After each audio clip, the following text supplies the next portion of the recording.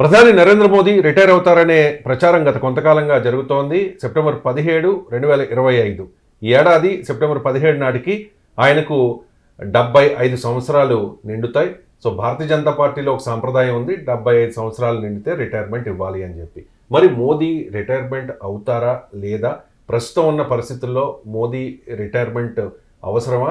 నిజంగా అదే జరిగితే భారత్కి ఏదైనా నష్టమా అనే అంశాల మీద ఎంజీ రావు గారు అనలిస్ట్ ఉన్నారు. ఎంజీ రావు గారు, గత కొంతకాలంగా మోదీ రిటైర్మెంట్ మీద రకరకాల చర్చలు జరుగుతూ ఉన్నాయి. భారతీయ జనతా పార్టీలో కూడా రకరకాల ప్రచారాలు జరుగుతూ ఉన్నాయి. ఏమంటారు, మోదీ రిటైర్మెంట్ అవుతారా? నరేంద్ర మోడీ ప్రస్తుత ప్రధాని 2014లో ప్రమాణ స్వీకారం చేయడం జరిగింది. ఈయన పుట్టింది 1950, అంటే 2025 సెప్టెంబర్ 17 నాటికి ఆయనకి 75 సంవత్సరాలు నిండుతున్నాయి. ఇప్పుడు బీజేపీలో ఈ సాంప్రదాయం పెట్టింది ఎవరు అంటే మోడీ, అమిత్ షా ద్వయం. వీళ్ళు వచ్చిన తర్వాత 75 సంవత్సరాలు దాటిన వాళ్ళు ఇంకా రాజకీయ సన్యాసం తీసుకోవాలి, అప్పుడు సర్వీస్ చాలు, ఇంకా కొత్త తరం రావాలి అనే సాంప్రదాయాన్ని ఇంట్రడ్యూస్ చేసి మురళీ మనోహర్ జోషి, ఉమాభారతి, అదేవిధంగా కొంతమంది ఎల్కే అద్వానీ లాంటి వాళ్ళకి టిక్కెట్లు కూడా ఇవ్వలేదు. అంటే ఈ సాంప్రదాయం పెట్టిందే మోడీ. మనకి ఎవరు పెట్టారండి? మోడీ, అదేవిధంగా అమిత్ షా గారు పెట్టారు. ఇప్పుడు ఈయనకి మోడీ గారికి 75 సంవత్సరాలు నిండుతున్నాయి. సెప్టెంబర్ 17 వస్తే కాబట్టి కొన్ని నెలల్లో ఈయన ఎట్టి పరిస్థితుల్లో రిటైర్డ్ అవ్వాలి, ఈయన పెట్టిన సాంప్రదాయం ప్రకారం. ఇక్కడ క్వశ్చన్ ఏంటంటే ఇప్పుడు ఈయన రిటైర్డ్ అవుతారా లేదా అనేది క్వశ్చన్. కానీ మోడీయే పెట్టారు కాబట్టి మోడీ ఎట్టి పరిస్థితుల్లో రిటైర్మెంట్ అయ్యే అవకాశాలు పుష్కలంగా కనిపిస్తున్నాయి. ఎందుకంటే ఆయన ఎంత చేయాలో దేశ సేవ చేయడం కూడా జరిగిపోయింది. 2017 నుంచి అంటే ఇప్పుడు 11 సంవత్సరాల ప్రధానిగా ఆయన పూర్తి చేసుకున్నాడు. ఆయన చేయవలసింది ఎంతైతే ఉన్నాయో దానికి లక్ష్యానికి మించి ఆయన సేవ చేయడం జరిగింది. కాబట్టి ఈ సాంప్రదాయాన్ని ఈయనే తుంగలో తొక్కాడనే బ్యాడ్ నేమ్ రాకుండా, ఎటువంటి అపకీర్తి పాలవ్వకుండా ఈయన ఎట్టి పరిస్థితుల్లో రిజైన్ చేసే అవకాశాలు 90% కనిపిస్తున్నాయి. కానీ 10% అనేది ఎంతో డిమాండ్ వేరే నుంచి వస్తేనే ఆయన ఆగే అవకాశాలు ఉన్నాయి. కానీ తనంతట తాను మాత్రం ఆగాననే పేరు మాత్రం ఆయన తెచ్చుకోరు. కాబట్టి రిటైర్మెంట్ అయ్యే అవకాశాలు చాలా పుష్కలంగా సెప్టెంబర్ 17కి మనకు కనిపిస్తున్నాయి. ఇప్పుడు కాంగ్రెస్లో చూసుకుంటే నెహ్రూ, ఆ తర్వాత ఇందిరా, భారతీయ జనతా పార్టీలో వాజ్పేయి, ఆ తర్వాత మోదీ. భారతీయులు నిజంగా మోదీ రిటైర్మెంట్ని కోరుకుంటూ ఉన్నారా? ఇక్కడ ఒక విషయం ఏంటంటేనండి, ఎవరైనా ప్రధానిగా ఒక దశాబ్ద కాలం ముగిస్తే, అంటే ఒక 7 సంవత్సరాలు పోతేనే ఆయన మీద బోరు కొట్టి యాంటీ ఇన్కంబెన్సీ వచ్చి ఇంకొకళ్ళు వస్తే బాగుంది అనేది ఒకటి వస్తుంది అనమాట. అలా నెహ్రూ దగ్గర రాలేదు. 17 సంవత్సరాలు ప్రధానిగా చేసిన చనిపోయేంత వరకు ఆయన ప్రధానిగా ఎలక్ట్ అవుతూనే ఉన్నారు. 3 ఎలక్షన్లు ఎలక్ట్ అయ్యారు ఆయన. ఇదే విధంగా మోడీ కూడా ఒకటి ఉంది. ఈయన 11 సంవత్సరాల ప్రధానిగా పూర్తి చేసుకున్న భారతీయుల్లో ఆయన రేటింగ్ తగ్గలేదు. భారతీయులు ఎలా ఉన్నారంటే ఇప్పటికిప్పుడు పోల్ పెట్టి ఈ ప్రధానిగా రిటైర్డ్ అవ్వాలి, సెప్టెంబర్ 17కి రిటైర్డ్ అవుతారు, ఈయన రిటైర్డ్ అయిపోతున్నారు అంటే అసలు రోడ్ల మీదకి వచ్చి ప్రదర్శన చేసి అసలు మోడీ గారు మీరే ఉండాలా అన్నట్టుంది.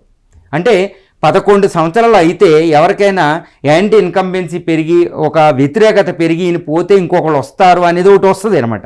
కానీ మోడీ విషయంలో మాత్రం ఇది ఎక్కడా కనపడడం లేదు. ఈ ఆపరేషన్ సింధూర్ అయిన తర్వాత ఆయన పాకిస్తాన్కి ట్రీట్మెంట్ ఇచ్చిన విధానం, అదేవిధంగా ఈయన ఆర్థిక విధంగా ఎక్కడో ఆర్థిక వ్యవస్థ 12వ ప్లేస్లో ఉన్నదాన్ని 4వ అతిపెద్ద ఆర్థిక వ్యవస్థ చేయడం, గ్రోత్ రేట్ మెయింటైన్ చేయడం, ఒక నేషనలిస్టిక్ ఫీలింగ్. అంటే భారతీయత, భారతదేశానికి స్వతంత్రం వచ్చిన తర్వాత బ్రిటిష్ వాడి పరిపాలన తర్వాత ఒక భారతీయుడు భారతదేశాన్ని పరిపాలిస్తున్నాడనే ఒక స్పృహ ఎక్కువగా ఇక్కడ కనపడింది. ఎందుకంటే జాతీయ తత్వం ఎక్కువ ఉంటుంది బీజేపీ పార్టీలో. కాబట్టి ఇలాంటి ఎన్నో లక్షణాల వల్ల మోడీ యొక్క ఆయన డెడికేషన్ ఎలా ఉంటుందంటే ఇంకా భార్య లేకుండా బ్రహ్మచర్యం ఉన్నట్టుండి ఇంకా మొత్తం దేశ సేవే అని అవినీతిని అనేది రానివ్వకుండా చేయడం అనేది పెద్ద విజయం అని చెప్పాలి. అంటే గ్రోత్ రేటు వీటితోటి ప్రపంచ స్థాయి నాయకుడిగా ఆవిర్భవించడం ఇంకా రెండోది.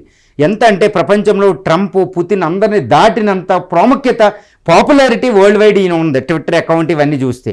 సో భారతీయులు ఇప్పుడు ఎలా ఉందంటే స్వదేశంలో భారతీయుల్లో అసలు మోడీ వెళ్తే రిటైర్మెంట్ అంటే ఎక్కడైనా ఆత్మహత్యలు గుండాయి చనిపోతారన్నట్టుంది. అంటే నాకు తెలిసినంతవరకు నా అభిప్రాయం మొత్తం ప్రకారం అసలు 90% మంది భారతీయులు ఇప్పుడు ప్రధానిగా ఎవరు ఉండాలంటే మోడీకి ఓటేసే అవకాశం ఉంది. నేను మాట్లాడేది ప్రధానిగా. అంటే బీజేపీలో ఎవరిని తీసుకున్నా, బీజేపీలో మోడీ వెనకాల అమిత్ షా ఉన్నారా, తర్వాత ఇంకా ఠాగూర్ ఉన్నారా, నితిన్ గడ్కరీ ఉన్నారా, యోగి ఆదిత్యనాథ్ పెడదామా, ఎవరినన్నా పెడదామంటే ఎవరు యాక్సెప్ట్ చేసే విధంగా లేరు. మోడీయే ప్రధానిగా ఉండాలని పూర్తిగా భారతీయులు కోరుకుంటున్నారు. అంటే 11 సంవత్సరాల తర్వాత కూడా ఆయనే ఉండాలని కోరుకోవడం అంటే మోడీ యొక్క కార్యదక్షత, ఒక ప్రధానిగా ఆయన చేసిన సామర్థ్యాన్ని, ఆయన చేసిన పనుల్ని, దేశతానికి అంకిత భావం, దేశభక్తి భావం, ఇవన్నీ ఆయన యొక్క దీన్ని మనకి చెప్తున్నాయి అన్నమాట చెప్పకుండా. కాబట్టి భారతీయులు రిటైర్మెంట్ అంటే ఒప్పుకునే పరిస్థితులు ఎక్కడా కూడా ఏ కోచైనా కూడా కనపడడం లేదు. ఎంజీరావు గారు, శక్తివంతమైన ప్రధానుల్లో మోదీ కూడా ఒకరు. 2014 నుంచి ఆయన గ్రాఫ్ క్రమేపీ పెరుగుతూ ఉంది. ఆపరేషన్ సింధూర్ తర్వాత మరింత పెరిగింది మీరు చెప్తూ ఉన్నట్టుగా. ఒకవేళ మోదీ తర్వాత ఎవరు వారసుడు అంటే కనుచూపు మేరలో ఎవరు కనిపిస్తున్నారు మీకు? ఇప్పుడు మోడీ తర్వాత వారసుడు ఎవరు అంటే బీజేపీ పార్టీలో అంటే ఆర్ఎస్ఎస్ అంగీకారం ఉండాలి, మోడీ అంగీకారం ఉండాలి. అంటే ఆర్ఎస్ఎస్ ఓకే అనాలి ఆ వ్యక్తి ఎవరైనా వారసుడికి, మోడీ కూడా ఓకే అనాలి. మోడీ ఓకే అనడం ఎందుకు? దేశ ప్రజలు ఒప్పుకుంటారు, ఇదిగో నా వారసుడని ఇంట్రడ్యూస్ చేయాలి. ఒకప్పుడు గాంధీ నెహ్రూని ఇంట్రడ్యూస్ చేసినట్టు ఈరోజు మోడీ ఒకళ్ళని ఇంట్రడ్యూస్ చేయాలి. అంటే మోడీ అంగీకారం కావాలి ప్రథమంగా, రెండోది ఆర్ఎస్ఎస్ అంగీకారం కావాలి. ఇలాంటి వ్యక్తిని చూస్తే యోగి ఆదిత్యనాథ్కి మోడీ గారి సపోర్ట్ తక్కువ ఉంటుంది. ఆయనకంటే ఎక్కువ అమిత్ షాకి ఇటు మోడీ అంగీకారం ఉంది, ఆర్ఎస్ఎస్ అంగీకారం ఉంది. మోడీ వెనకాల అమిత్ షా గారు వెనకాల కమాండర్ ఇన్ చీఫ్ లాగా సైన్యాధ్యక్షులా పనిచేస్తున్నాడు. గుజరాత్లో చీఫ్ మినిస్టర్ 4 సార్లు చీఫ్ మినిస్టర్ నుంచి, అక్కడ కూడా హోము, ఇక్కడ కూడా హోము. ప్రధానమంత్రి తర్వాత నెక్స్ట్ ఆయన ఆర్టికల్ 370 అని, సిఐ అని, ఇలా ఏది సిటిజన్షిప్ అమెండ్మెంట్ యాక్ట్, ఈ అన్ని విషయాలు ఆయన కూలంకషమైన అవగాహన ఉంది. ఈయన తర్వాత ఆయన వయసు చూస్తే 60 సంవత్సరాలే. సో ఇటు మోడీ అంగీకారం ఉంది, ఇటు ఆర్ఎస్ఎస్ అంగీకారం కూడా దొరుకుతుంది. కాబట్టి మోడీ, నా అభిప్రాయం ప్రకారం యోగి ఆదిత్యనాథ్, నితిన్ గడ్కరీ, ఈ అమిత్ షాలో మొత్తం ఇంక ఎంతమంది పోల్చినా ఈ అమిత్ షాకు ఉండే అవకాశం మాత్రం ఎక్కడ ఇంకొకరు కనిపించే అవకాశం లేదు. కాబట్టి మోడీ తర్వాత వారసుడు, మోడీ శిష్యుడిగా ఉండి మోడీ వెనకాల ఎప్పుడూ హ్యాండీగా పనిచేసిన అమిత్ షా గారికి అవకాశం ఉంటుంది. మోదీ రిటైర్మెంట్ కోసం విత్ ఇన్ ద బీజేపీ ఎవరు ఎదురు చూస్తున్నారనేది పక్కన పెడితే, రాహుల్ గాంధీ మాత్రం మోదీ రిటైర్మెంట్ కోసం ఎక్కువగా ఎదురు చూస్తూ ఉన్నారా అంటే మీరేం చెప్తారు?